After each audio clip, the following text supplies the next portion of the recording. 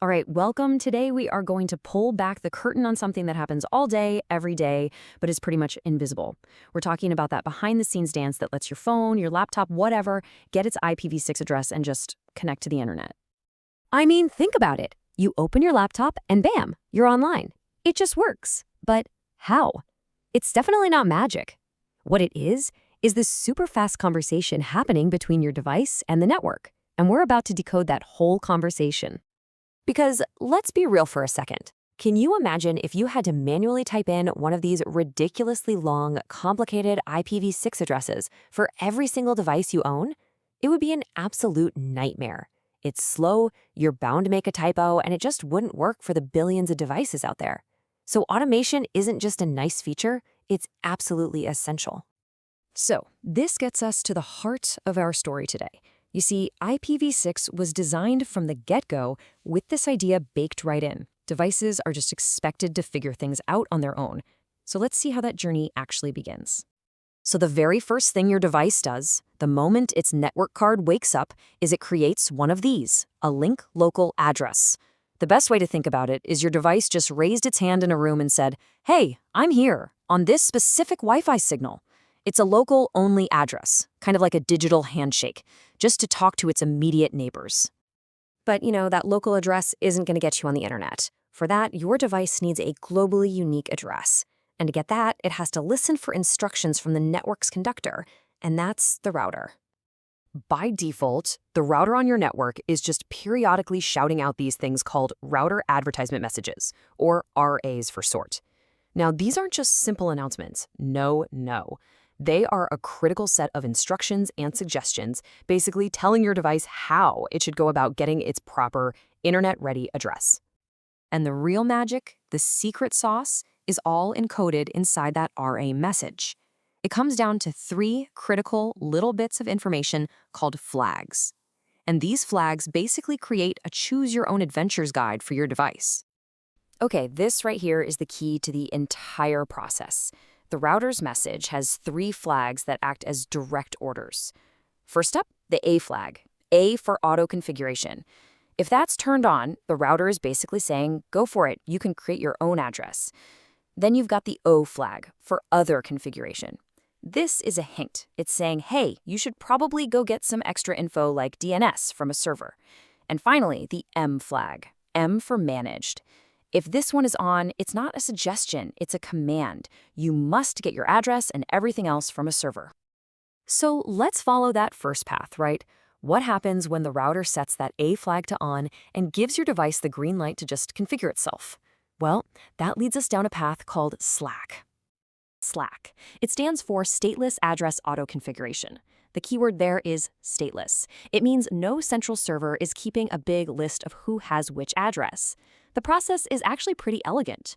Your device takes the first half of the address, that's the 64-bit network prefix, directly from the router's message. Then it just makes up the second half, its own unique 64-bit interface ID, all by itself. So how does a device just make up that unique second half? Well, there are 2 main ways. The older method, called UUI64, actually builds it from the device's unique hardware MAC address. Now, that guarantees it's unique, but it also creates a potential privacy issue, because it could be used to track your device across different networks. And that's exactly why modern operating systems now prefer to just generate a totally random 64-bit number. It's much better for your privacy. But wait a second, what if, by some 1 in a trillion chance, 2 devices on the same network randomly generate the exact same address? Well, there's a safety check for that. It's called duplicate address detection, or DAD. Before it starts using its new address, your device basically shouts out to the local network, hey, is anyone else using this? If it hears nothing back, it assumes the address is good to go and starts using it. Okay, so that's the whole self-service path, the do-it-yourself method. But what if the router's flags point in a totally different direction? Well, that leads us to the other option, the more centrally controlled, server-based approach called DHCPv6. And this brings us to the 2 main flavors of DHCPv6, stateless and stateful. With stateless, it's kind of a hybrid. Your device still creates its own address using SLAC, but it also goes and asks a server for that other info, like your DNS servers. With stateful, though, the server is in complete control. It assigns and keeps a list of everything, your device's full address, and all the other configuration details, the whole shebang. So the crucial takeaway here is seeing how these simple little flags completely define the network's policy. If only the A flag is on, clients just do pure Slack. If A and O are on, you get that hybrid model, Slack for the address, but you go ask a server for the other stuff. And if that M flag is on, it's game over. It overrides everything else and forces the device to get its entire configuration from a stateful server. Okay, so you might be wondering, why all these different options? Why does this whole system of flags and different methods even matter so much? Well, it really all comes down to three things: flexibility, control, and, of course, scale. The entire system is beautifully designed to give network admins a choice. They can lean into the super simple decentralized automation of Slack, or they can opt for the centralized tracking and tight control of DHCP v6.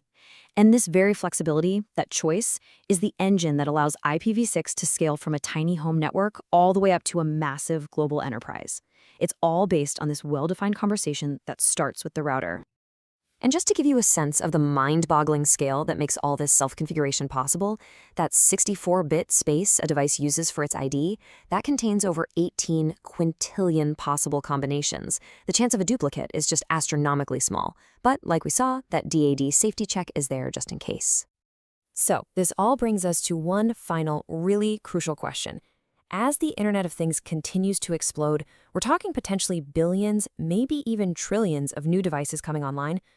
How does that fundamental choice an administrator makes, that choice between easy, stateless Slack and controlled, stateful DHCP v6, how does that choice ultimately shape the future of network management, security, and our raw ability to scale? It's something to think about now that you know how it all works under the hood.